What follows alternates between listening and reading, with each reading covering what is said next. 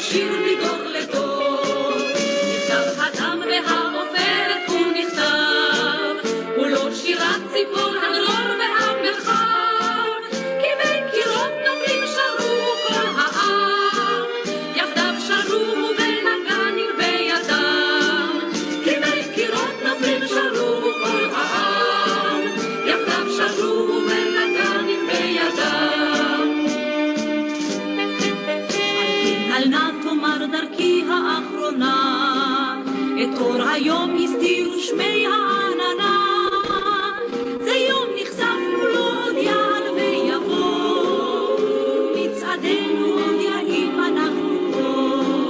זה יום נחשפנו לו עוד יעל ויבוא, ומצעדנו עוד יעים אנחנו פה.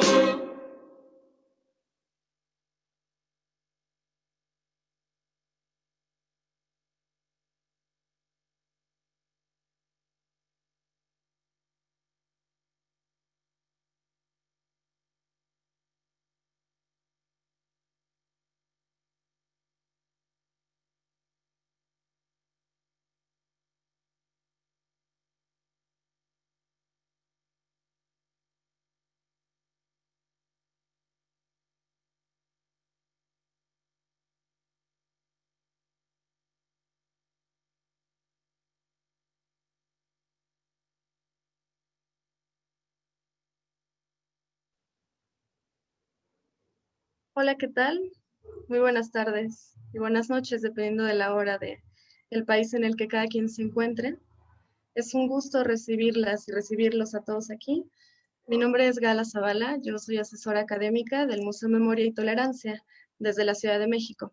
Y les doy la bienvenida a esta charla conjunta de la Red Latinoamericana para la Enseñanza de la Shoah, que en esta ocasión estará a cargo de dos instituciones, una desde Chile y otra desde México, como son Memoria Viva y el Museo Memoria y Tolerancia.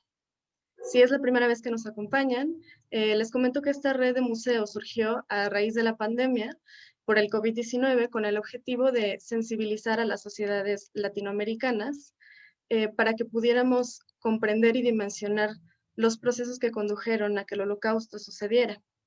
A continuación les voy a presentar un breve video para que conozcan nuestra red.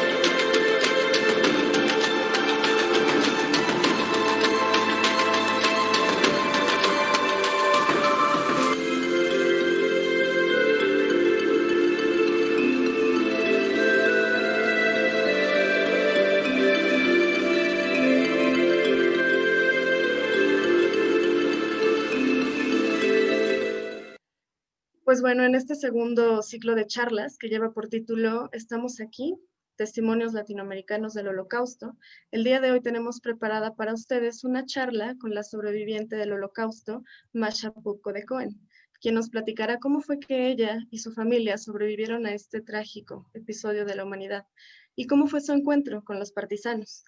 Para guiar la entrevista nos acompaña mi querida compañera del museo, Jessica Slovic, quien es encargada de la vinculación social del Museo Memoria y Tolerancia. Pero antes de iniciar con este valioso testimonio, tenemos también a Jessica Landes, quien además de ser coordinadora del Departamento de Memoria Judía del Instituto Hebreo de Chile y guía en Polonia, ella nos acompaña desde Memoria Viva de Chile. Y bueno, Jessica, el foro es tuyo. Adelante. Muchas gracias, Gala. Buenas noches a todos. Buenas tardes también. Es un honor poder hacer esa apertura al relato de la señora Masha Pupko de Cohen. Y el tema que nos convoca hoy, justamente a la raíz de su historia de sobrevivencia, es la resistencia. Y cuando hablamos de resistencia en la Shoah, nosotros hablamos de un término muy, muy amplio. Estoy segura que si yo preguntara ahora a todos ustedes que nos acompañan, ¿qué piensan cuando yo digo la palabra resistencia? Tendríamos más de una respuesta. Y es un concepto bastante amplio. Cuando yo pienso en resistencia, yo pienso siempre en el monumento que está en la plaza del gueto de Varsovia, de los héroes del gueto de Varsovia en Polonia, y hay una réplica del mismo monumento en Yad Vashem, el monumento hecho por Nathan Rappaport. Y me quedo pensando por qué ese monumento me refiere a la palabra resistencia, y creo que de alguna manera en el monumento podemos ver el desarrollo que se va ampliando el concepto de resistencia en la historia.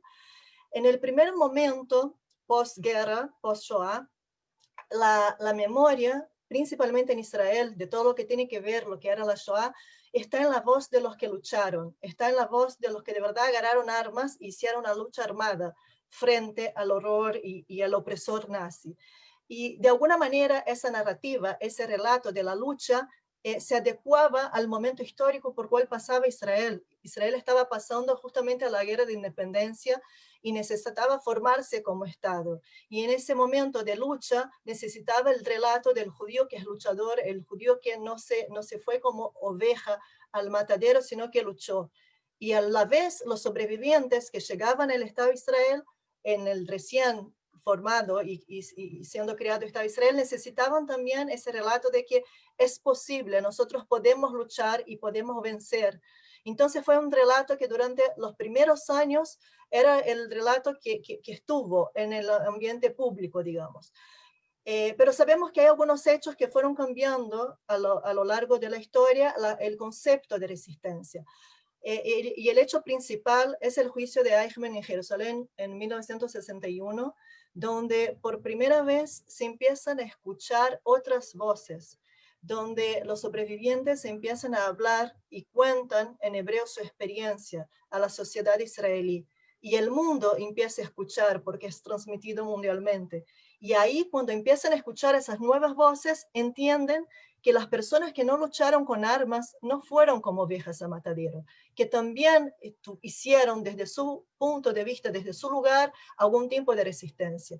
Entonces el concepto de resistencia se amplía y los historiadores empiezan a usar el concepto de Kiddush HaHaim, santificación de la vida, que justamente es un concepto que lo atribuyen al rabino Nissenboim del gueto de Varsovia, que dice, mira, en la historia buscaban nuestra alma y nos querían convertir al cristianismo.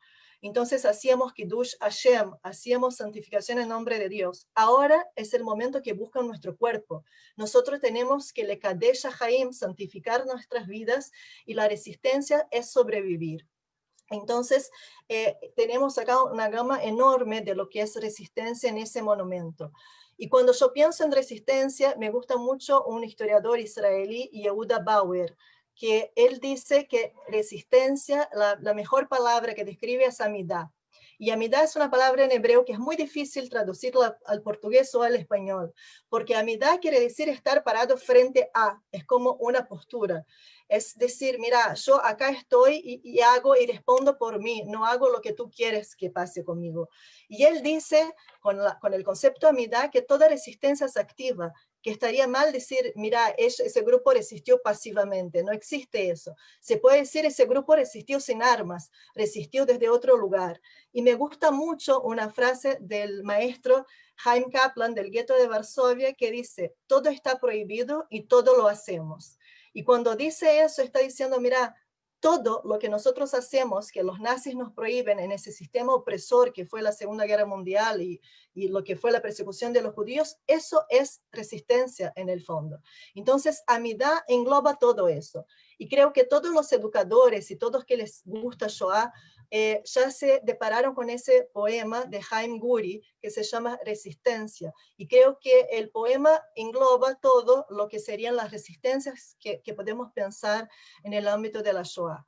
Y él dice, resistió quien consiguió un trozo de pan, resistió quien dio clases a escondidas, resistió quien escribió y distribuyó un diario clandestino poniendo fin a falsas ilusiones, resistió quien introdujo secretamente un Sefer Torah, resistió quien falsificó documentos arios que salvaron vidas, resistió quien condujo a los perseguidos de una tierra a otra, resistió quien describió los acontecimientos enterrándolos en papel, resistió quien ayudó a los más necesitados, resistió quien pronunció aquellas palabras que los llevaron a su propio fin, resistió quien levantó el puño contra los asesinos, resistió quien transmitió mensajes entre los sitiados y consiguió traer provisiones y algunas armas, resistió quien sobrevivió, resistió quien combatió armado en las calles de ciudades, montañas y bosques, resistió quien se rebeló en los campos de exterminio, resistió quien se rebeló en los guetos, entre muros caídos, en la revuelta más destituida que supo alguna vez el ser humano. Y yo creo que eso es resistencia. Cuando hablamos de resistencia tenemos que recordar que todo lo que es amidad y que el pueblo judío de alguna manera hizo para mantener su humanidad dentro de ese marco, es resistencia. Y traje una foto de Simchat Torah, que nos estamos aproximando de Simchat Torah, y una foto de educación de una clase de un niño dentro del gueto de Lodz, ambas fotos en Lodz, como también recordar que eso también era resistencia, de un trozo de pan a la rebelión armada. Pero lo que vamos a hacer un enfoque, un zoom in hoy es a la rebelión armada porque esa es la historia de Masha. Entonces, cuando hablamos de la resistencia armada en general de los judíos en la Shoah, estamos hablando que es una resistencia que se extendió por toda Europa, que hubo una resistencia judía de grupos judíos y resistencia judía de judíos en otros grupos que no eran judíos. O sea que se sumaron judíos a otros grupos clandestinos de guerrillas. Hablamos de alrededor de 1.500.000 judíos en los ejércitos aliados, siendo que el país creo que más judíos tenía era Estados Unidos, después Rusia, Inglaterra y así por delante. 30.000 partisanos alrededor se habla que lucharon en toda Europa. Hay todas las rebeliones en los guetos, que también es lucha armada, principalmente liderada por los movimientos juveniles y los jóvenes, y las rebeliones en los campos de concentración y campos de exterminio. Y yo puse una foto de Feye Schulman, que es una mujer partisana, porque creo que muchas veces hablamos de history, ¿no? La historia de los hombres, y hay que recordar que las mujeres también en la lucha armada tuvieron un protagonismo importante. Y sabemos eso, por ejemplo, por Jürgen Strupp, que fue el general responsable de terminar con la rebelión del gueto de Varsovia, y él escribe en sus escritos que está muy impresionado del protagonismo que tienen las mujeres en la lucha, las mujeres judías, y creo que tenemos que recordarlas también en esa instancia. Y dentro de todo lo que es la rebelión armada tenemos los partisanos judíos adentro de todo lo que fue. Y los partisanos, la palabra partisano tiene que ver con todo lo que son los grupos de guerrillas que se empiezan a aparecer durante la época de la Segunda Guerra Mundial. Ahora está muy conocido por la Casa de Papel, los partisanos italianos en contra, ¿no? Que era la resistencia contra el fascismo. Y vamos a tener partisanos en todos los países y hay el grupo de partisanos judíos también. Los partisanos judíos tenemos en toda Europa. Todo lo que ven en el mapa en amarillo son las zonas donde habían partisanos judíos. Y hay una gran importancia en Francia, en Grecia también se habla de los partisanos judíos, pero hoy nos vamos a centrar un poquito en los partisanos que están en Europa del Este.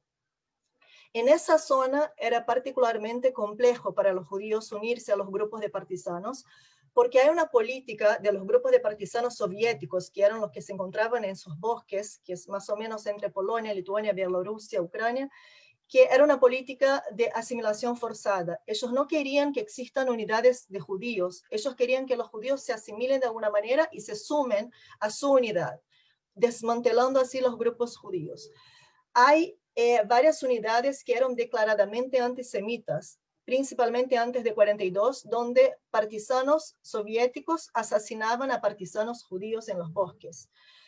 Hay algunas unidades que decían que solo aceptan judíos que tienen armas, mientras otras decían, mira, ni con armas, y mujeres ni pensar, no pueden ser parte. Entonces con eso, si nosotros recordamos que estamos hablando de los judíos, ¿no? Ya con un estado opresor nazi, donde están segregados en guetos, donde están aislados completamente de lo que pasa, no saben lo que está pasando afuera. La decisión esa de salir del gueto, que es lo que ellos conocen como seguro, a ir al bosque, es compleja. Y vemos que hay muchos dilemas en esa decisión de salir del gueto e ir al bosque. El primer dilema es la decisión de dejar el gueto y el precio personal que eso significa, porque en verdad son pocos los casos donde familias enteras logran escapar al bosque y sobrevivir los años de guerra ahí. La mayoría de los casos, los partisanos eran jóvenes que dejan su familia y se van a los bosques. Y acá otra vez, siempre recordando que no juzgamos ninguna actitud de ninguna persona durante la Shoah, pero recuerdo que, por ejemplo, Abba Kovner, que es uno de los partisanos más conocidos, él tiene que tomar la decisión de salir del gueto de Vilna y dejar a su madre. Y escribe muchos años después de la guerra el peso moral de haber dejado a su madre. Eso es heroísmo. Es heroísmo salir a luchar, pero al mismo tiempo no salvar a su propia familia, a su propia madre. Entonces acá vemos que hay esa cuestión de la decisión de salir. Tenemos también el miedo del castigo colectivo. Los nazis solían hacer castigos colectivos. O sea, si yo encuentro un grupo armado adentro del gueto, o sé que un grupo se escapó al bosque, mato a mucha gente de ese gueto. Y eso pasó en más de una vez. Entonces también, imagínense un joven que toma la decisión, ok, yo voy, yo puedo, salgo, y quedo con ese imaginario que puede ser que maten a mi familia porque yo salí. Entonces es otro dilema. Hay la dificultad de conseguir armas. Si nosotros hablamos que los partisanos reciben jóvenes judíos con armas, imagínense que es un joven de un gueto que está ahí sin comida, tener arma. Entonces ese es otro dilema, porque las armas costan muy caro. Y tenemos a Marek Edelman, por ejemplo, que luchó en la rebelión del gueto de Varsovia, diciendo que una pistola podía llegar a costar 15.000 zlotys, que es la plata polaca. Y por la misma, por 2.000 zloty o 5.000 zloty, por ejemplo, podrías mantener un judío del lado ario, afuera del gueto, por un mes. Entonces acá entran también un montón de dilemas. ¿Qué hago con la plata? Si compro una pistola, ¿vale la pena? ¿Cuánto voy a matar? ¿Cuántos alemanes mato con una pistola? Hay la cuestión que el bosque no ofrecía una alternativa de vida muy prometedora a los judíos básicamente muy urbanos que eran antes de la guerra. Entonces, para salir al bosque, yo tengo que pensar cómo voy a conseguir tener comida, agua, y también luchar contra eventualmente los nazis, con que me encuentre, los animales salvajes en el bosque, tener un techo. Estamos hablando que hay temperaturas bajo cero, nieve. Entonces acá hay un montón de dilemas que hacen esa decisión de dejar lo conocido, por más terrible que sea, que es el gueto y la familia, a algo que por un lado se ve como libertad, como idílico el bosque, y por el otro sabemos que es una trampa también, ¿no? Dejar el gueto. Entonces cuando hablamos y conocemos las historias de las personas que pasaron por eso, vemos que hay una fuerza física, hay que tener una fuerza física para vivir ahí, pero también espiritual. Y cuando partimos hablando de resistencia y que los historiadores separaron la resistencia armada de la resistencia espiritual, de alguna manera con Kiddush HaChaim, en el fondo, cuando escuchamos las historias y los relatos de los que lucharon en la lucha armada, vemos que la resistencia espiritual alimentó la resistencia armada también, que sin esto sería imposible. Y acá traigo a Abba Kovner, justamente, este es Abba Kovner, y la Organización de los Partisanos Unidos. Es importante separar, cuando hablamos de Shoah, Hitler sube al poder en 33. En 39 empieza la Segunda Guerra Mundial. Y hasta 1941, 22 de junio, los judíos están ahí entrapados, van a empezar a estar entrapados en los guetos. Y todavía no saben como nosotros que existen y van a existir cámaras de gas y campos de exterminio. Entonces ellos viven pensando que el gueto es lo peor que hay. No imaginan lo que puede haber después. Pero cuando Alemania nace, invade la Unión Soviética en la Operación Barbarossa y empiezan los fusilamientos en las fosas comunes con los Einsatzgruppen, es ahí que los jóvenes principalmente van a empezar a decir, hay algo acá que es más grande, que nosotros no vimos dónde quieren llegar los nazis. Y los jóvenes son los primeros a tener conciencia de que en el fondo, cuando los nazis decían vamos a evacuar los guetos, están diciendo vamos a matar a los judíos. O cuando dicen que no va a pasar nada, es solo, los judíos pensaban, no, es solo con esa aldea que hay pocos judíos. Y de repente ellos entienden, no, empezaron, por ejemplo, en Vilna, en Ponar a matar a los judíos, pero el objetivo es global, es exterminar a los judíos, no los judíos de Vilna. Entonces empiezan a hacer una organización y hacen un llamado a que los judíos agarren las armas, es como que despertar, es la primera vez que tienen esa conciencia. Y Abba Kovner, en el 31 de diciembre de 41, reúne a los jóvenes y hace una proclama, que traje solo una parte, que dice: jóvenes judíos, no vayamos como ovejas al matadero. Los que son sacados por las puertas del gueto nunca vuelven. Todos los caminos del gueto conducen a Ponar, y Ponar es la muerte. El objetivo de Hitler es la destrucción de los judíos de Europa. Los judíos de Lituania fueron los primeros. No vayamos como ovejas al matadero. La única respuesta al asesinato es la resistencia. Hermanos, es mejor morir como luchadores libres que vivir a merced de los asesinos. Resistir, resistir, resistir hasta nuestro último aliento. Y cuando hace esa proclama, y esa proclama va a llegar a todos los guetos, ¿no? Por los mensajeros y las mensajeras, empiezan a formarse organizaciones judías combatentes. Entonces, como que 3 semanas después de la proclama, la primera organización judía combatente es en el gueto de Vilna, bajo el lema de no morir como ovejas en el matadero. Y los partisanos, ¿cómo actuaban? ¿No? Piensen, después de la decisión de todo lo que hablé, de los dilemas, vamos a salir del gueto a luchar, ellos decidían salir del gueto. En algunos guetos luchaban afuera, y otros guetos que no tenían la posibilidad de luchar afuera, como en Vilna, luchaban adentro, como fue el caso del gueto de Varsovia. Entonces se escapaban del gueto para ejecutar misiones de sabotaje, fabricaron bombas, entrenaban los combatentes en los bosques, adquirieron armas que mandaban por fondos falsos de ataúdes adentro del gueto o por las alcantarillas. Entonces era esa la forma de luchar afuera y adentro en ese caso. Pero después que hay la liquidación del gueto y ya no hay más gueto porque todas las personas fueron asesinadas, ellos deciden salir y luchar en los bosques como partisanos, de verdad, como grupo guerrillero dentro del bosque. Y yo traje algunos datos que creo que es importante recordar, que no es obvio que luchen en las condiciones que estaban, no es obvio que tengan fuerza de conseguir armas y sobrevivir en un ambiente tan hostil, porque recordamos que los partisanos no judíos tienen también los aldeanos como personas que pueden pedir comida y eventualmente dormir y pedir favores. Los judíos no. La mayoría de los aldeanos también eran antisemitas. Entonces la situación es bastante compleja. Igual ese grupo de Abba Kovner, que se llamaba Los Vengadores, destruyen más de 180 millas de vías de tren, 5 puentes, 40 vagones de trenes enemigos, mataron a 212 soldados enemigos y rescataron al menos 71 judíos.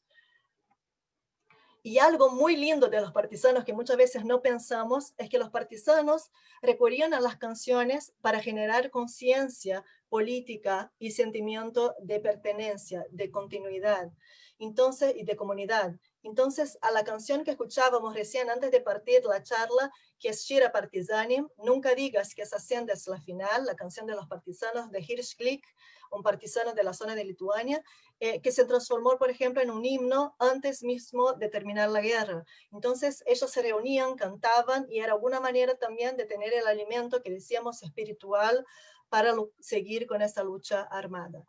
Y como les decía, la mayoría eran jóvenes chicos que tenían que luchar, hombres y pocas mujeres en esos casos, pero hay algunas familias que lograron sobrevivir en campamentos junto a partisanos. Y el campamento de las familias de los hermanos Bielski es la más conocida, y son Tuvia Sucia y Aaron Bielski, que después que sus familias fueron todos asesinados en el gueto de Novogrodek, ellos se escapan a los bosques de la Naliboki en Bielorrusia y ellos se hacen una promesa. Ellos dicen, no vamos a ser entregados, no nos vamos a dejar llevar por los alemanes. Y en 42 hacen el primer grupito de ellos de partisanos, 17 personas. En 43, ese grupito de 17 son 700 personas. Y en 44 ya terminan con 1.200 personas. Pero no solo hombres y mujeres jóvenes, sino mujeres, ancianos, niños y familias enteras.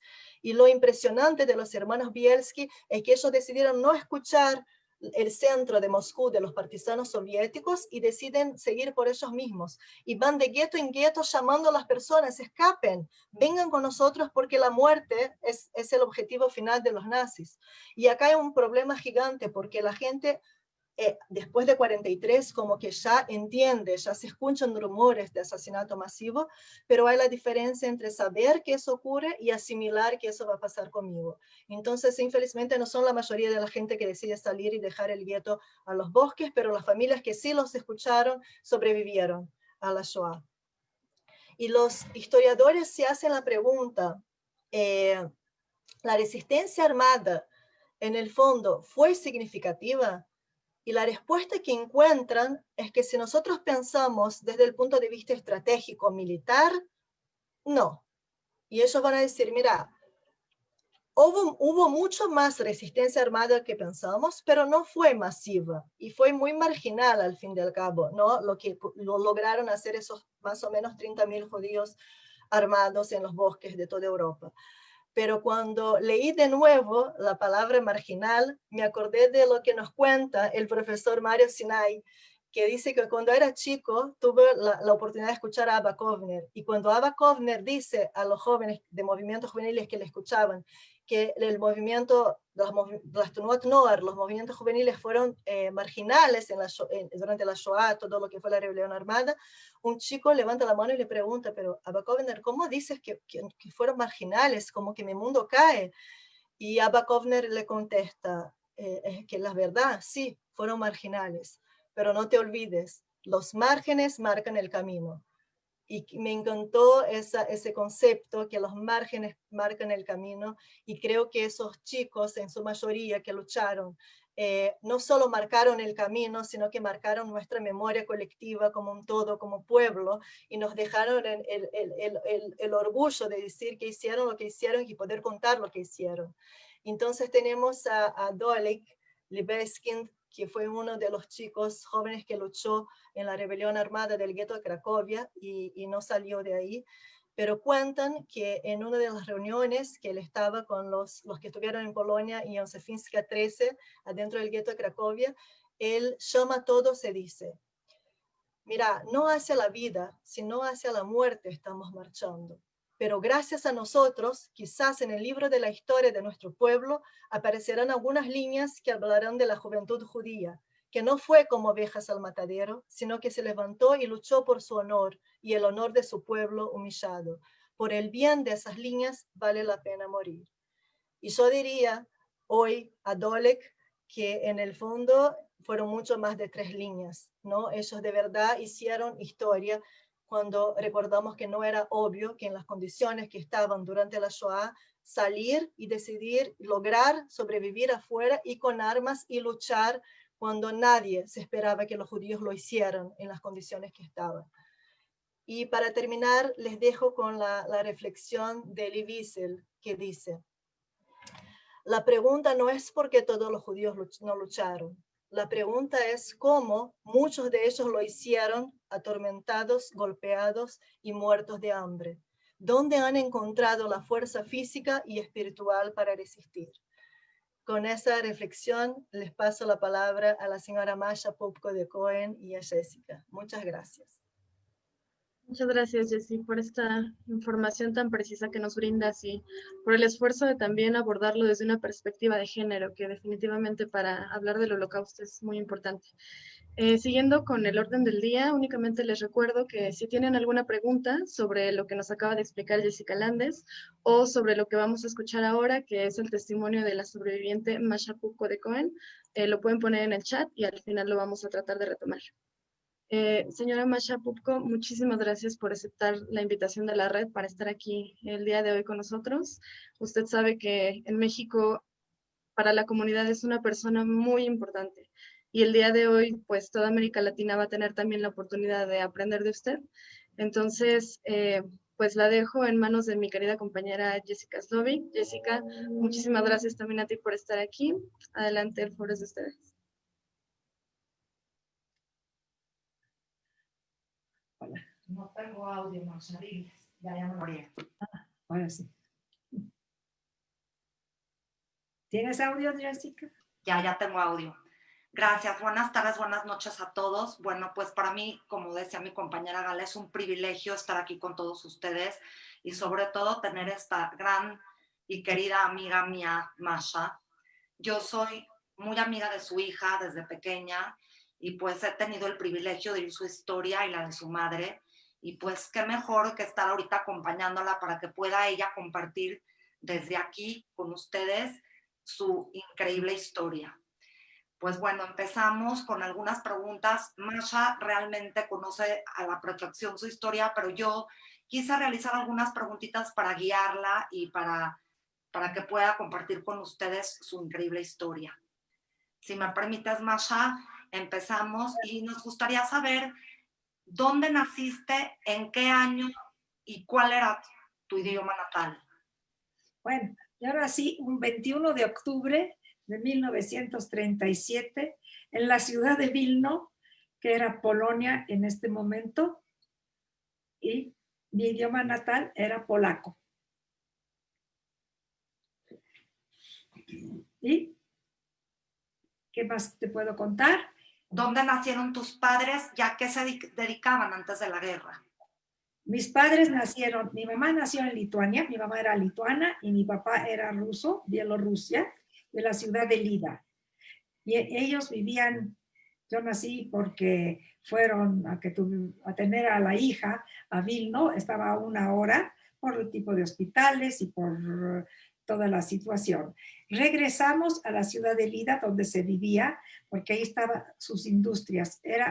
Había 5 industrias, que era tercera generación, donde se hacía, era una cervecería, que era muy conocida, la cervecería de los Pupko, una fábrica de refrescos, un aserradero, un molino y una pailería.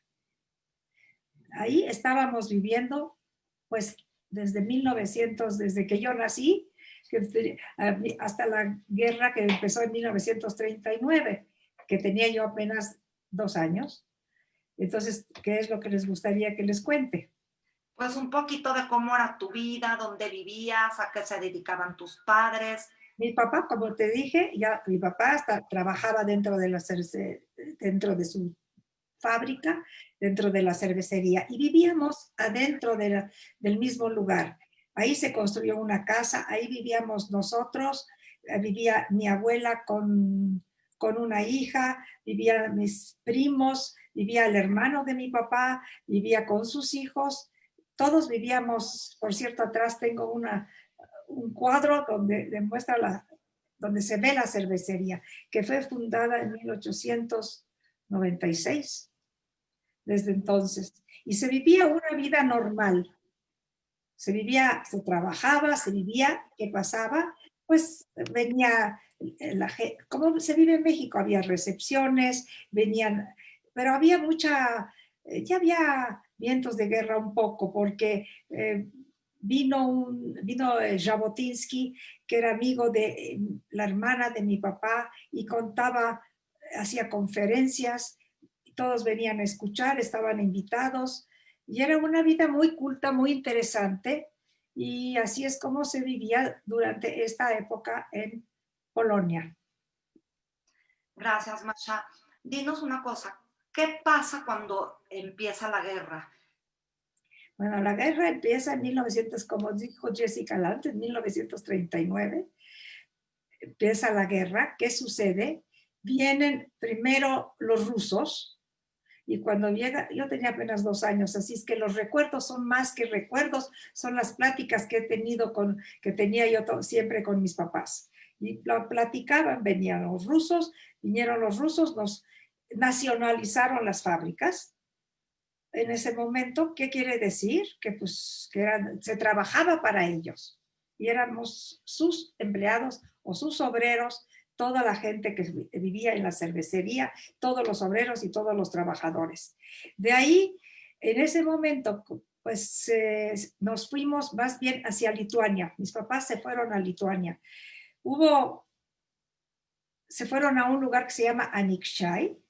Ahí pasamos un tiempo. Después de Anykščiai fueron a Ponari. Mis tíos se quedaron en Ponari. Es cuando se empezó en 1941 a escuchar porque de las matanzas, y en un lugar cerca de Vilno. Luego, esto era durante la época de los rusos. Cuando ya vinieron los alemanes, que se acabó el tratado de los rusos con Alemania de la paz, vinieron los alemanes. Cuando vinieron los alemanes, a través de los bosques y a través de ciertas carreteras, llegamos de regreso a la ciudad de Lida a estar dentro de nuestra propia cervecería, de nuestras propias industrias, trabajando ahí. En ese momento llegó un ingeniero, Joachim Lorviller, que era el director de la cervecería, y bajo sus órdenes se trabajaba. Tanto así que él ocupó la casa que eran de mis padres. Ahí mi mamá era la Putzfrau, era la recamarera, mi tía era la cocinera y yo estaba sentadita a un lado esperando.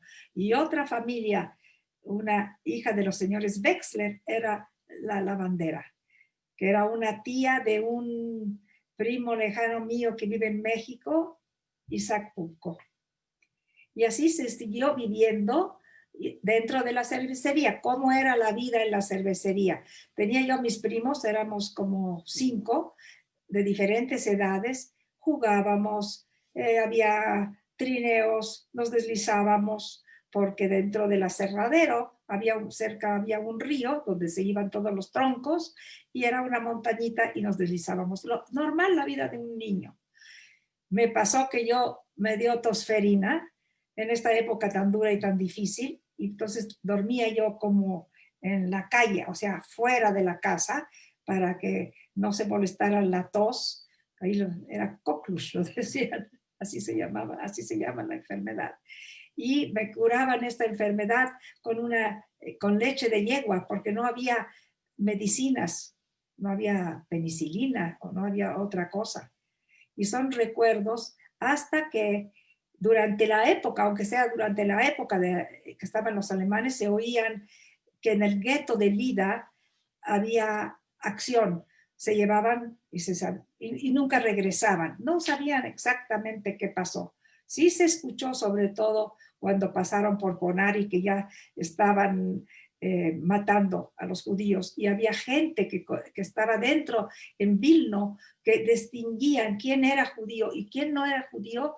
Los llamaban los japunim, agarraban a la gente y las entregaban a los alemanes y se los llevaban a Ponari. Pero era algo que se oía, después se supo toda la verdad, no antes. Y durante todo este tiempo estuvimos trabajando, trabajaba la familia dentro de la cervecería, como que era una cosa aparte. Y cuando había una acción en el gueto, que querían llevarse a los judíos de la cervecería, este ingeniero alemán dice: yo los necesito cerveza para mandar al frente. Y así estuvimos viviendo hasta que vinieron gente de la SS con camiones y decidieron la última acción y sacarnos de la cervecería. Ya el ingeniero, ya habían cambiado de director de la alemán, ya era otra persona. Y por cierto, en una de estas ocasiones, cuando regresó este ingeniero Lorville, que era el primer director, que se portó en lo que cabe bastante bien, le dijo a mi papá: si pueden, váyanse a los bosques porque va a haber una acción. Claro que no se organizó, no se hizo. Sí se sabía que ya estaban los partisanos, porque todavía Bielski llegó a venir a la cervecería en la noche, en esa época anterior, un poquito al principio, que apenas cuando ellos estaban organizando y sabíamos de su existencia. y nos platicaban que mucha gente se escapaban de guetos y se iban con los partisanos. Y pues mucho contó Jessica, casi contó mi vida, porque después, pero voy a regresar. Vinieron los alemanes, nos subieron a los camiones. Primero nos escondimos, pero nos encontraron, porque los escondites no eran grandes escondites, estaban atrás de las paredes con puertas, donde que era muy fácil encontrarnos. El que sí se había salvado fue mi papá, honor a quien honor merece, ya había cruzado el río que estaba ahí dentro de la cervecería, pero vio lo que estaba pasando con toda la familia, sobre todo con mi mamá, conmigo, y mi papá se regresó y se entregó y nos fuimos con los camiones a donde nos llevaron. Donde nos llevaron fue a una prisión y ahí nos tenían encerrados mientras venían los transportes, o sea, los trenes con los que nos iban a deportar. Yo recuerdo como niña, pues que estaba yo sentada en las rodillas de mi abuelita, que los piojos comían, que el pelo se rascaba uno, y ella, pobrecita, me ayudaba a sentirme más confortable dentro de toda esta situación y de toda esta mugre. Después llegaron, ¿cuánto tiempo pasó? No te puedo decir si fueron días o cuántos días fueron, hasta que nos llegó el momento de subir al transporte, a los trenes. Que eso lo tengo, ya lo recuerdo yo, porque esto fue en 1943. Un 16 de septiembre. Es una fecha que para México también es importante. Entonces es un 16 de septiembre que estábamos ahí y el tren salió el día 17. Era todo un vagón, no se sabía dónde iban. A nosotros sí nos dijeron que iban a trabajar, que mi papá lo necesitaban mucho en Alemania y nos dijeron que nos llevan a Alemania, que lo necesitaban para que, como sabía, era ingeniero cervecero, para hacer cerveza. Igualmente a mi tío. ¿Y cómo era posible? Decía mi papá. Él estudió en Bélgica, en la Université Libre de Bruxelles, y mi tío estudió en Alemania. Su padre, que era mi abuelo, los envió a que estudiaran para que trabajaran después dentro de sus propias industrias. Dijo mi papá, nos llevan a matar. ¿Cómo? No sé, electricidad, gas, ¿qué pasaba? Entonces, estábamos separados de los hombres.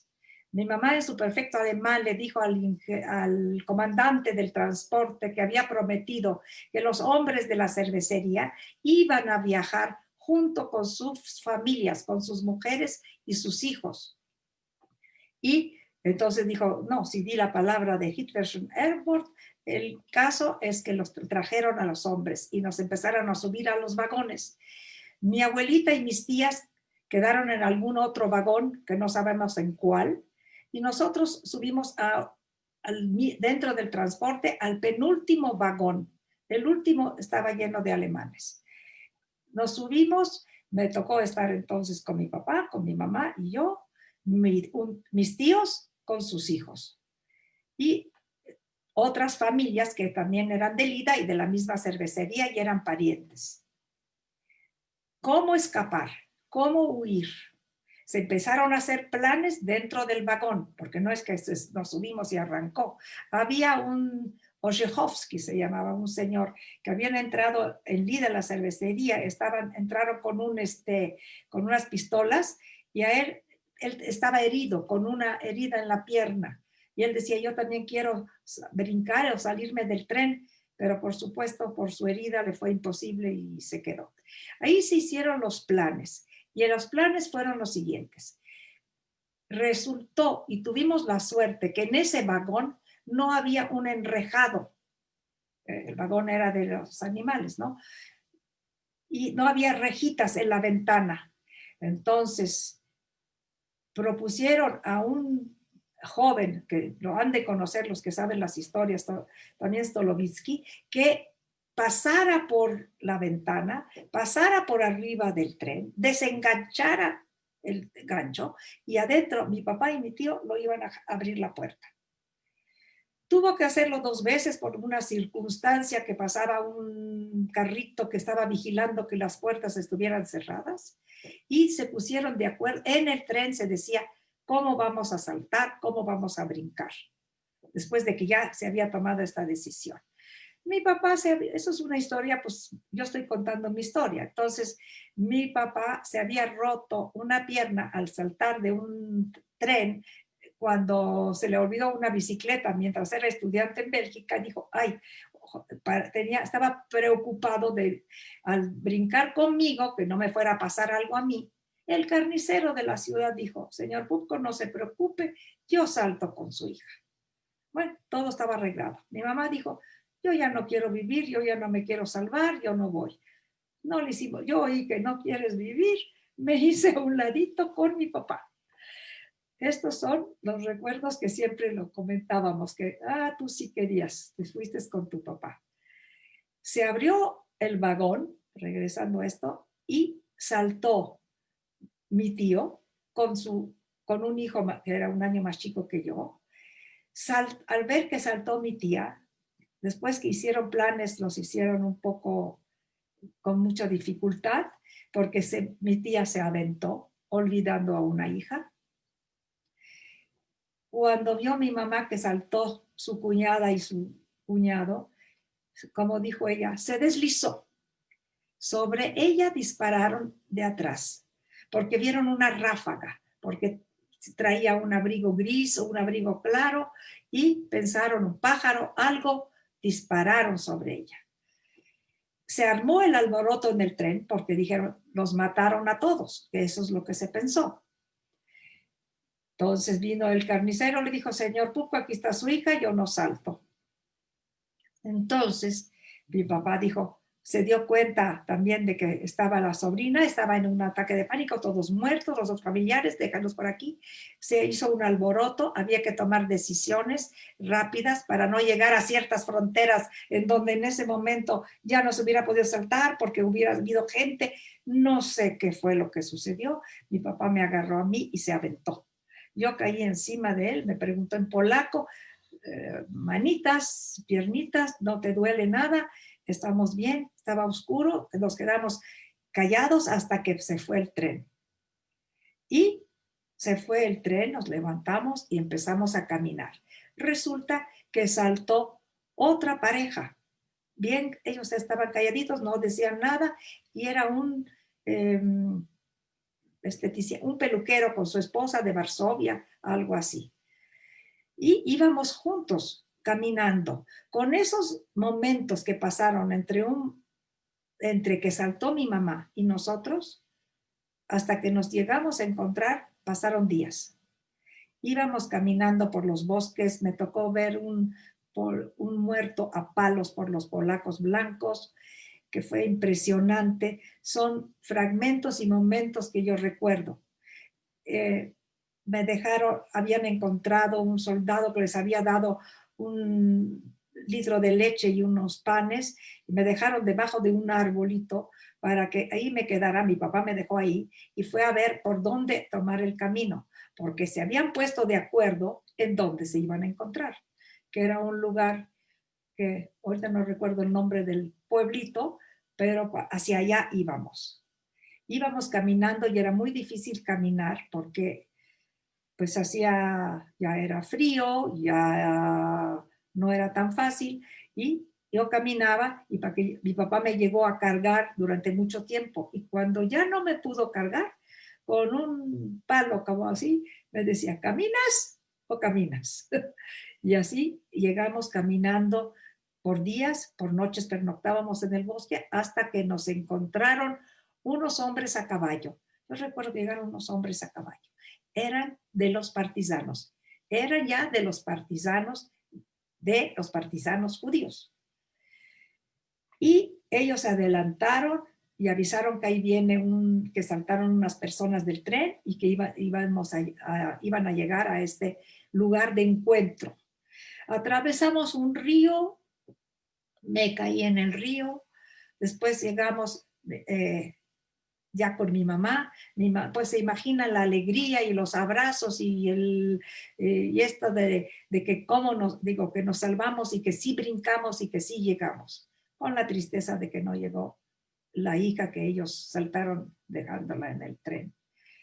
Y ahí empezó las otras decisiones. Había que seguir caminando hacia dónde y cómo. Y entonces fuimos caminando a la pucha de Nalibotskaya Pushcha, que la mencionó. Es que creo que Jessica dijo toda mi vida y la mencionó, y hacia allí fuimos. Y llegamos con los Bielski. Ahí dice Tevye, le decían, en mi familia le llamaban Tevye Bielski. Lo conocían porque había estado en la cervecería antes. Bueno, llegaron, sabían que llegamos, pensaron que, dijeron, wow, llegaron, pensaron que traíamos dinero, oro, algo. Pues no llegamos sin nada. Y así empezó la vida en el bosque. Nos asignaron una zemlanka, o sea, es una cabaña, un escondite bajo tierra, grande, donde ahí se dormía, ahí había una mesa, o sea, profundo. Había también una ventana, inclusive por la ventana se podía uno salir, si uno quería salir por la ventana. Y todo estaba cubierto. Ahí estuvimos en esa zemlanka y fue la número 11.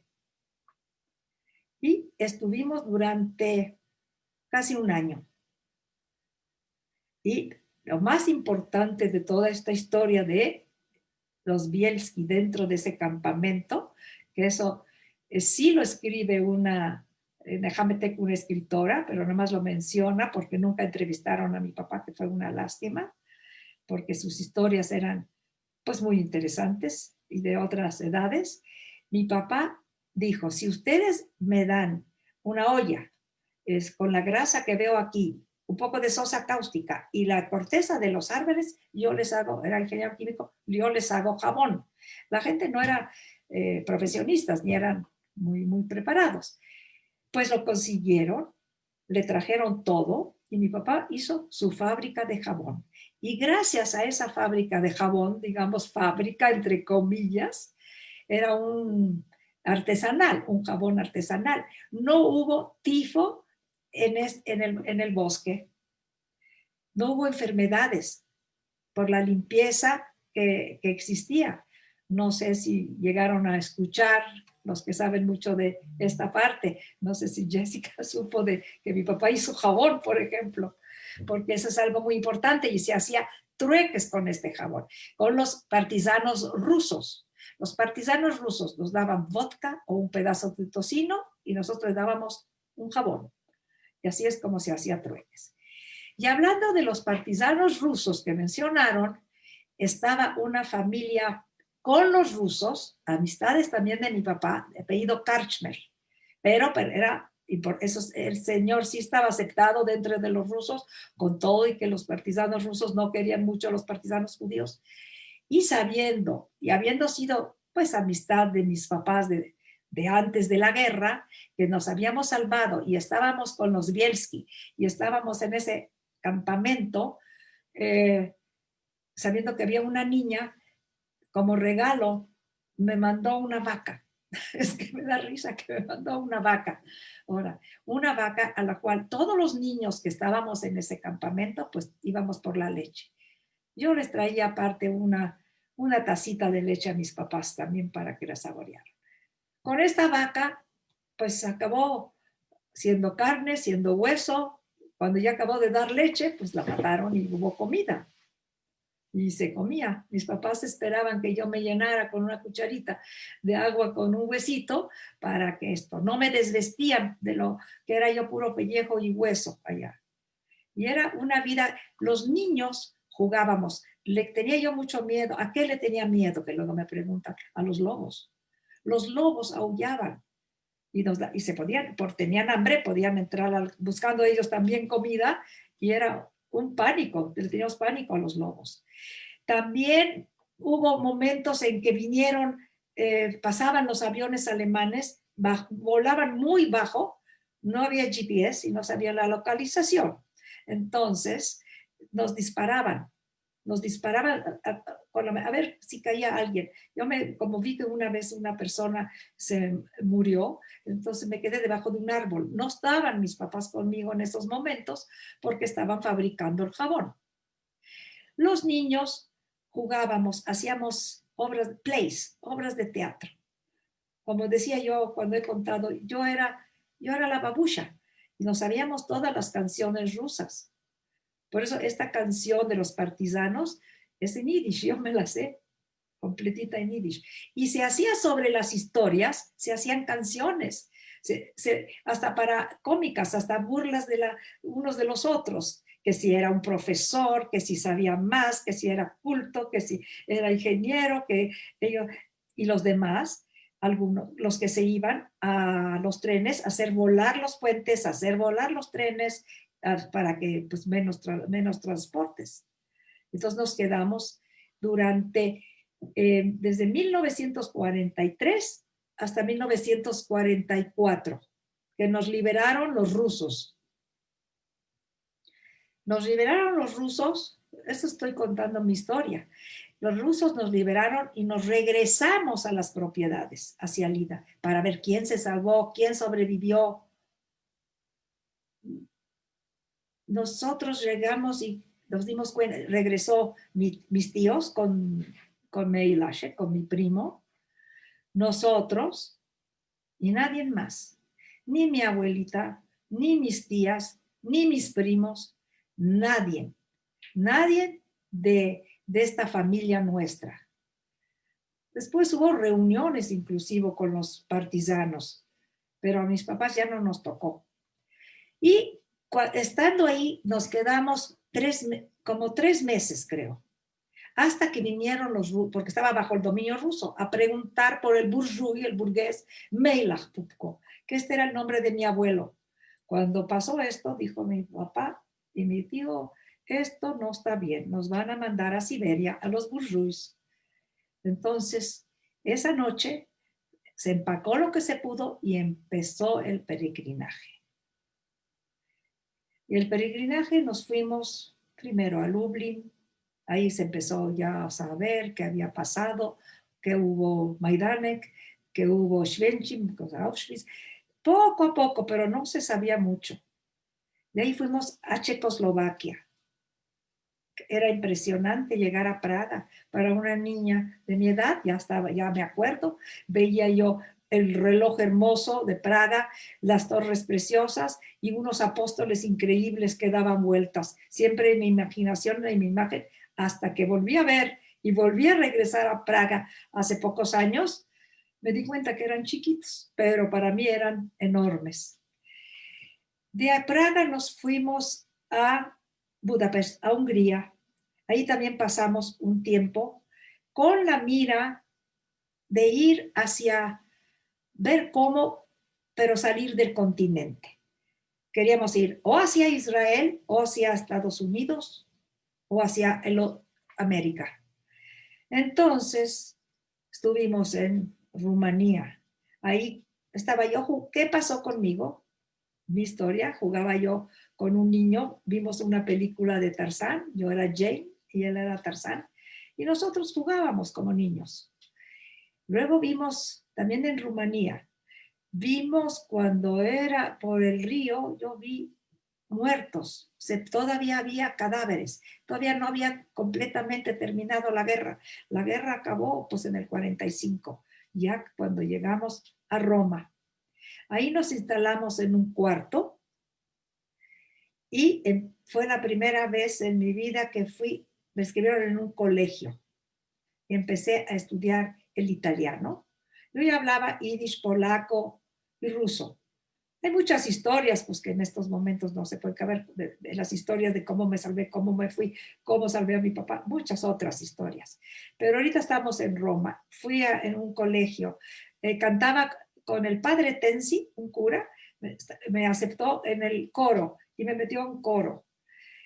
Conocí a una familia a través de la ventana, que eran unas jovencitas que tenían unas muñecas y me llamaban. Una estaba vestida de monja y la otra estaba vestida de niña. Y decía, ven, yo te presto las muñecas. Y así fue, era un profesor de un apellido Dauria, que eran unos abogados, que después mis papás hasta se hicieron un poco amigos con ellos también. Después mi papá, estuvimos más o menos cerca de año y medio en Roma, no nos fuimos hacia Israel. Mi papá quería ver si su hermana, que vivía en Bruselas, sobrevivió. Y bueno, más que todo pensó que sobrevivió con su cuñado y tenían un hijo, Anatol. Nos desplazamos hacia Bélgica y aparte quería recibir su diploma, le faltaba que le entregaran los papeles y era muy importante tener el diploma, para ellos era lo más importante. Puedes tener una profesión, con eso ya tienes asegurado tu pan y no hay problema, tienes que tener profesión. Por lo tanto, fuimos hacia Bélgica y supimos que cuando mi tía fue a recoger la renta del consultorio de su marido, que era dentista, se lo había rentado a un belga, la denunció y cuando llegó por la renta, por casualidad el hijo estaba enfermo y se quedó en el campo con los gente que lo estaban ayudando, la entregaron y así la llevaron, la encarcelaron y se la llevaron a los trenes y mi tía no sobrevivió. Mi tío sobrevivió porque estaba en Inglaterra. Había una lucha que habían ido a ciertos hombres, los recogieron y se fue a luchar a Inglaterra. Pero el hijo y la esposa se quedaron en Bruselas. Entonces nos quedamos ahí otra vez. Ahí me internaron en un colegio de monjas durante 5 días de la semana. Estaba yo en la escuela de monjas y luego el fin de semana llegaba yo a la casa. La casa era dentro de una casa, otro cuarto. Y ahí vivíamos los 3. Pero durante la época que estuvimos en Roma, había las personas, la gente desplazada que buscaban a los sobrevivientes, las familias que teníamos en México, familiares que eran de la parte Pupco, que era Adasia Pupco Darshon. Entonces la familia Darshon y la familia Wiener, que eran, nos encontraron, y cuando estuvimos en Bélgica nos ofrecieron de hacer unos papeles para venir a vivir a México. Había la oferta de ir a México, de ir a Canadá, eran 2 ofertas. Y una familia de los Rapoport, de Alnix, vivían en Nueva York. Bueno, mi papá, por el clima, mi mamá con problemas de asma, se escogió venir a México. Entonces, pero vía Nueva York. Volamos a Nueva York. Fue impresionante para una niña ver Nueva York con esos edificios, con esos rascacielos, con esa vida. Nos quedamos 10 días.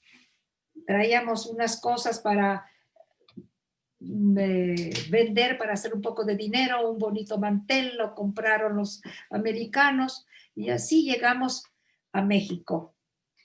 En el 21 de octubre del 47. Ahí llegamos a México y empezó nuestra vida en México. No sé si quieran saber algo en específico, algo más, cómo fue mi vida en México. Masha, nos encantaría que nos contaras un poquito cuando llegaste a México. Bueno, primero que nada, ¿cuánto tiempo fue todo este viaje hasta llegar a México? Para que nuestro público pueda entender todo este viaje que tuviste desde que saliste de los bosques. De los bosques salimos en 1944, que nos liberaron los rusos. Nos quedamos muy poco tiempo en la ciudad de Lida, porque como les expliqué, para huir de Siberia, porque eso es lo que esperábamos. Estuvimos en Roma de 1945 ya casi 46, un año. Ya hablo con los años escolares, un año escolar en Italia, Roma, un año escolar en Bélgica. Y llegamos a México en octubre del 47, que es finales, que va a ser ahorita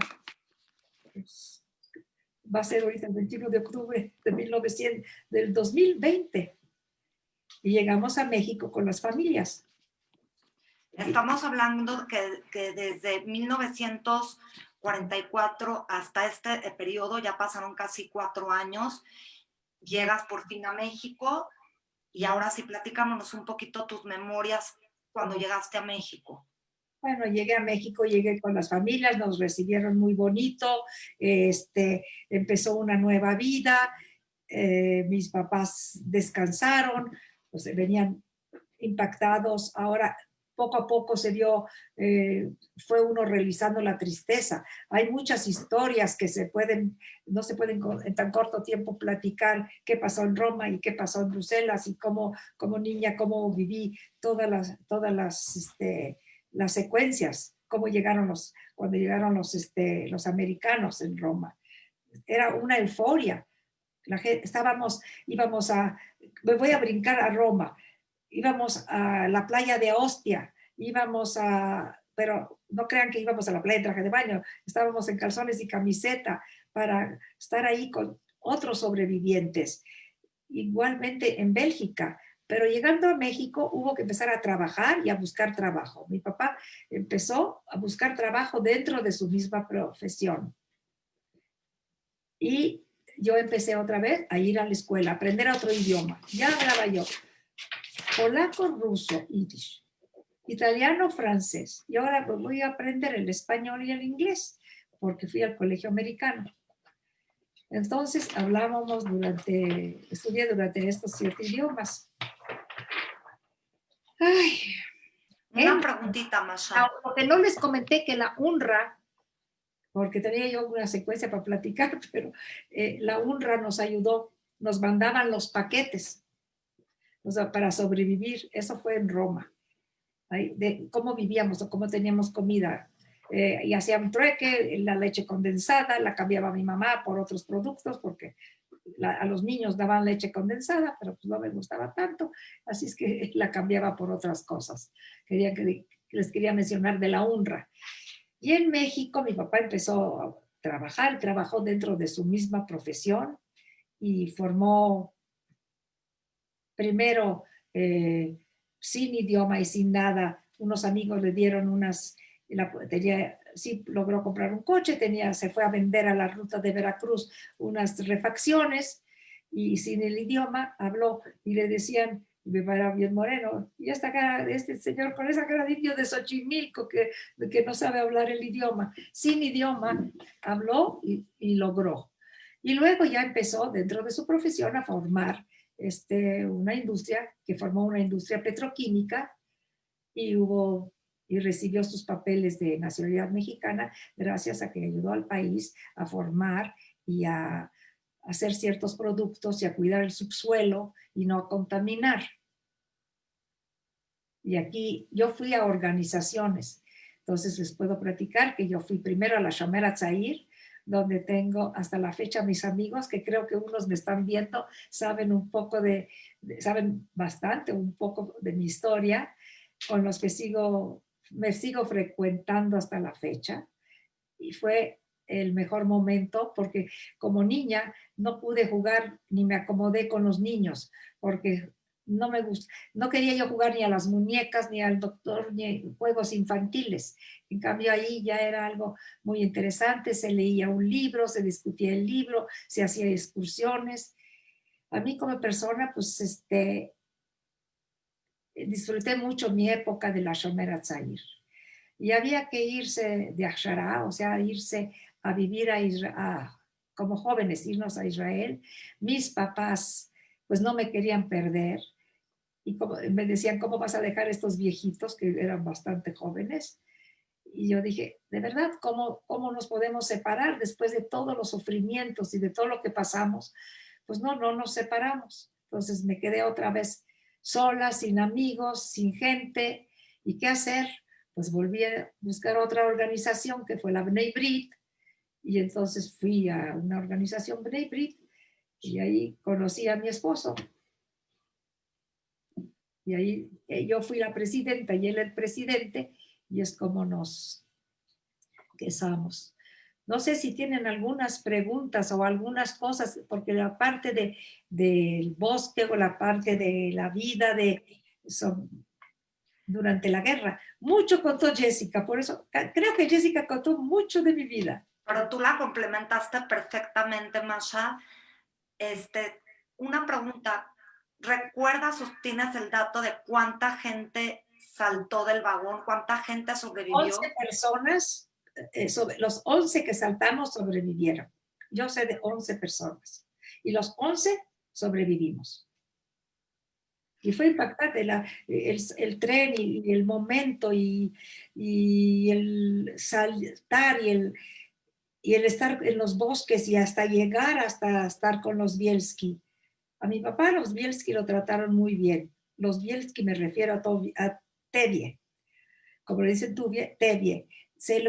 Mi papá se encontró con Tevye Bielski en Nueva York y se fueron a tomar unos vodkas a un lugar que se llama Russian Tea Room y aventaban las copas contra la chimenea. Se tomaban el vodka y vámonos a recordar cómo estaban estas épocas.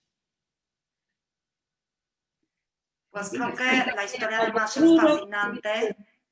¿Algo más que quieras agregar, Masha? Te queríamos preguntar hoy, después de tantos años, ¿por qué consideras que el mundo tiene que conocer este tipo de historias y sobre todo una historia como la tuya? Mira, yo creo que el mundo tiene que saber porque hay un rebrote de antisemitismo que se oye que mataron a este, que mataron al otro. Tienen que saber. Yo creo que esto se debería de dar a nivel escolar, que yo sé que los colegios judíos lo imparten. Yo creo que deberían de darlo, bueno, yo pienso en México, lo deberían de dar en todos los colegios. Se debería de estudiar la parte de este holocausto y cómo fue, como Gala lo presentó. O sea, no nada más, o sea, tienen el museo donde los niños pueden ir a ver, pero darlo también como parte de historia, para que esto nunca se olvide y que estén al tanto todo mundo, que sea para todo mundo, de todas las clases sociales y que para que esto nunca se va a repetir. Yo, por ejemplo, en lo personal, estoy muy agradecida a País México porque nos recibió con brazos abiertos cuando escuchábamos que el barco San Luis, que en Cuba no lo recibieron. Yo tuve una amiga mía que estaba en ese barco, que regresó a Holanda, sí sobrevivió, pero no dejaron bajar a la gente, que se podían haber salvado muchos. En cambio, México a nosotros nos recibió, nos acogió, y yo le agradezco a este país, yo soy mexicana, y le agradezco a este país siempre, hoy y siempre. Y sí me gustaría que se supiera más, sí me gustaría que se estudiara, sí me gustaría que sea accesible para todo mundo. Masha, una otra última cosa pregunta. muy importante, así como me gustaría esto, imagínense que Israel hubiera existido en esa época. Y era muy importante la existencia de Israel. La existencia de Israel es sumamente importante. Israel nos defiende, Israel nos cuida, tenemos a dónde llegar, que no se podía llegar a ningún lado, que en esa época no existía, era Palestina y estaba bajo el dominio británico. Así es que la existencia de Israel para todos los judíos es sumamente importante y debemos de cuidar el país como tal y que debe de existir forever. Ya para empezar a cerrar, porque tenemos una sesión de preguntas del público, Masha, una última pregunta. ¿En algún momento de tu vida que tú recuerdes, recibiste algún acto de discriminación por tu religión o algún comentario por ser judía o te sentiste rechazada? ¿En qué país? Por ejemplo, en México, para nada. A lo largo de tu vida. A lo largo, no. Tengo que decir que tengo el privilegio de que nunca me sentí ni rechazada, ni atacada, ni insultada. Bueno, era yo muy chiquita en Polonia, en Rusia, en Italia. Al contrario, me cuidaban, me querían, pues todos sabían que se había pasado la guerra, me llamaban María en Italia, Marie en Bruselas. No lo sentí. Y en México tampoco. Yo, en lo personal, no puedo decir que me sentía, ¿será que no me veo? No sé. El caso es de que no, te puedo decir que no. No sé si alguien tiene alguna pregunta específica o algo. Sí, Masha. En las semillancas, ¿cómo dormían en estas casitas debajo de la tierra? Dormíamos vestidos, pegaditos, mi papá, mi mamá y yo juntitos para calentarnos con las hojas de los árboles. Y como dormíamos sobre troncos de madera. Eran troncos de madera que se hicieron como literas, haz de cuenta. Una cosa así. Duras, muy difícil. Así dormíamos. Bueno, yo creo que dejamos ya abierto a mis compañeras para que si tienen alguna duda, ellas te hagan personalmente alguna pregunta, algo que quieran saber. Jessica, Gala, les cedo el micrófono. Muchas gracias, Jessica. Muchísimas gracias, señora Masha. No. Tengo un par de preguntas, son bastantes, pero las tenemos que filtrar porque son muchísimas y nos podríamos quedar aquí 3 horas más platicando. No. Le preguntaré, nos preguntan, por ejemplo, en los lugares en los que estuvieron a lo largo de estos años que nos comenta una vez que salieron de los bosques, ¿trataron de acercarse a comunidades judías? ¿Cómo le hacían para mantenerse? ¿En qué trabajaban? Trabajaban comprando, mi papá compraba y vendía. Habían encontrado, les voy a explicar, en Yemenchín, donde mi abuelo era farmacéutico, se sabía que, o sea, mi mamá sabía y su madrastra, porque ella tenía una madrastra, perdió a su mamá que era muy joven, y el abuelo había escondido frascos con monedas de oro en Yemenchín en la casa del vecino. Entonces, al regresar de la guerrilla, al regresar de la pucha, al regresar de los partisanos, durante esos 3 meses se organizó una salida hacia Nemenchín, una noche a recoger. Así es que teníamos un cierto dinero. Con ese dinero cambiábamos. Mi papá compraba casimires, vendía o compraba un reloj, vendía un reloj o compraba trueques, hacía trueques, vendían y compraban cosas. Mi papá es el que se encargaba. Eso es lo que hacía, trueques, porque teníamos un cierto dinero, sino cómo hubiéramos sobrevivido, y sobre todo en Roma. Nos preguntan también sobre cómo es que enfrentaban el periodo del invierno cuando estaban en los bosques. El periodo del invierno, pues muchísimo frío. Yo en los zapatos, en los pies tenía yo puros trapos y eran unas botas de fieltro que no tenían estos de hule para protegerse. Aunque en los bosques, con los partisanos, con los Bielski, había talleres de zapatos, talleres de ropa, que a la gente que se daba, a quien no tenía y a quien necesitaba, pero como niña no me daban más que eso, lo que se podía, envuelto en trapos. El frío era terrible. Mi mamá lloraba de hambre, los niños la pasábamos mejor. Mi papá iba, a Zadache se decía, logró un rifle y con esto iba con el grupo de los partisanos a buscar comida. Y es como nos traía la comida a la familia, aunque se entregaban a otras gentes. Muy bien, señora Masha, pues ya para ir cerrando, ¿hay algo que usted quisiera decirle a todas las personas que nos están acompañando ahorita? Como le mencionamos al principio, tenemos reunidas aquí a personas de alrededor de 12 países de América Latina. ¿Hay algo que usted quisiera decirles, aprovechar este espacio? Que nunca se olvide lo que pasó, que se diga, que se hable. En mi caso, mucha gente no quería hablar, pero que se platique y que se hable y que se cuenten las historias, porque cada una, aunque sea cortas o largas o como sea, que se platique, que se sepa lo que pasó y para que nunca se olvide. Muchísimas gracias, señora Masha. De verdad le agradecemos muchísimo todas las instituciones que formamos parte de la red, desde Museo Memoria y Tolerancia. Muchísimas gracias por el apoyo, por su disposición y por abrirnos un espacio de su hogar y de su corazón para contarnos una historia tan valiosa. Quiero aprovechar también este momento para invitar a todo el público que nos acompaña a la siguiente charla. Les voy a mostrar cuál es el tema, si me permiten un momento. No hubo muchas preguntas.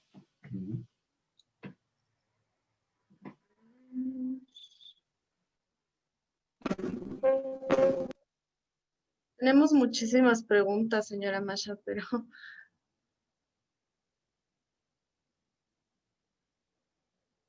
Pues la siguiente charla, aquí pueden ver los datos, es el próximo jueves. En el flyer pueden ustedes revisar la hora que corresponde.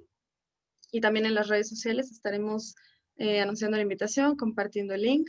También vamos a tener a un sobreviviente de guetos y de campos de concentración. Y esperamos que nos puedan acompañar aquí. Muchísimas gracias por haber participado en esta reunión. Gracias por seguir a todos los que nos siguen sintonizando cada jueves. Y pues esperamos que podamos seguir contando con ustedes, como bien dijo la señora Masha, para que este tipo de crímenes pues no se olviden y a pesar de que estemos enfrentando situaciones tan complicadas como lo es el día de hoy, podamos seguir unidos.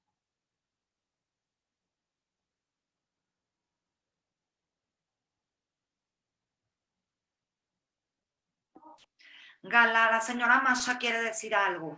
Si le abren el micrófono, por favor. Adelante, por favor.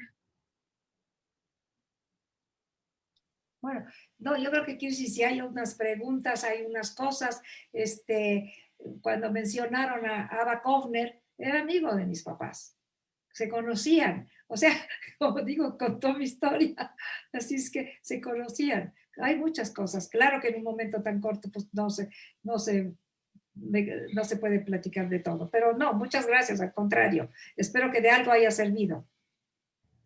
Definitivamente sí, y es una de las ventajas de la red. Vamos a poder seguirla invitando posteriormente para dialogar sobre muchas otras historias. El placer sería nuestro. No, muchas gracias, fue un placer. Gala, estaría bien que menciones que para las personas que entraron tarde, esta plática quedó grabada en... Sí, así es. Para quienes entraron tarde y quisieran ver la charla completa, pueden consultarla en el Facebook de la Red LAES. Ahí quedan todas las charlas, tanto esta como las anteriores y las que sigan, las pueden consultar ahí.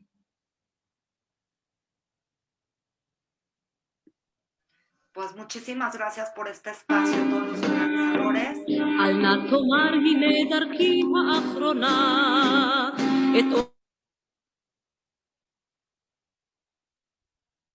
אור היום הסתירו שמי העננה, זה יום נחשפנו לו עוד יעל ויבוא, ומצעדנו עוד יראים אנחנו פה. זה יום נחשפנו לו עוד יעל ויבוא, ומצעדנו עוד יראים אנחנו פה. בארץ הנבר על ירכתי כחולים, אנחנו פה במכאובות וייסורים, ובאשר טיפת דמנו שם נגרע, הלא ינום עוד עוז רוחנו בגבורה. ובאשר טיפת דמנו שם נגרע, הלא ינום עוד עוז רוחנו בגבורה. עמוד השחר על יומנו אור יהל, אם הצורר יחלוף גמולנו כמו צל, אך אם חלילה יאחר לבוא האור, כמו סיסמה יהיה השיר מדור לדור. אך אם חלילה יאחר לבוא האור, כמו סיסמה יהיה השיר מדור לדור. נכתב הדם והעופרת הוא נכתב, הוא לא שירת ציפור הדרור והמרחב, כי בין קירות נופלים שרו כל העם, יחדיו שרו ונגנים בידם. כי בין קירות נופלים שרו כל העם, יחדיו שרו ונגנים בידם. אל נא תאמר דרכי האחרונה, את אור היום הסתירו שמי העננה, זה יום נחשפנו לו עוד יעל ויבוא,